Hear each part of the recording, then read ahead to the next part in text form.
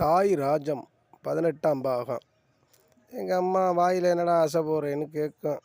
இல்லைம்மா, எதிர்த்த வீட்டுக்காரன் அங்கே ரோட்டில் இருந்தாரும்மா, அவர் தான் 10 கொடுத்தாரு, ரோட்டுக்கு பக்கம் வராதரா போடா வீட்டை பக்கம் அப்படின்னு சொல்லி 10 கொடுத்தாருமா, அதை தான் வாங்கி தின்ட்டு 5 வச்சுருக்கேம்மா அப்படின்னு நான் சொல்லுவேன்.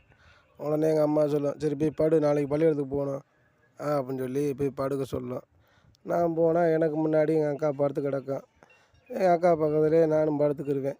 சரி படுத்துக்கிட்டால் எங்கள் அன்னையெல்லாம் வரக்கு லேட் ஆகும், வேலை பார்த்துட்டு வருவாங்க. அது வரையும் எங்கள் அம்மா எதிர்பார்த்துக்கிட்டே இருக்கும் எல்லா பேத்தையும்.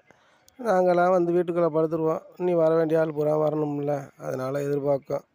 அப்புறம் அதுக்கும் பசி எடுத்துரும். சரி பிள்ளைய வந்தவொடனே சாப்பிடுவோம்டான்னு வைராக்கியம்மா அப்படியே வவுத்தில் ஈர துணியை கட்டின மாதிரி உட்காந்துரும். உட்காந்தவொடனே நாங்கள்லாம் பசி சாப்பிட்டு படுத்துருவோம்.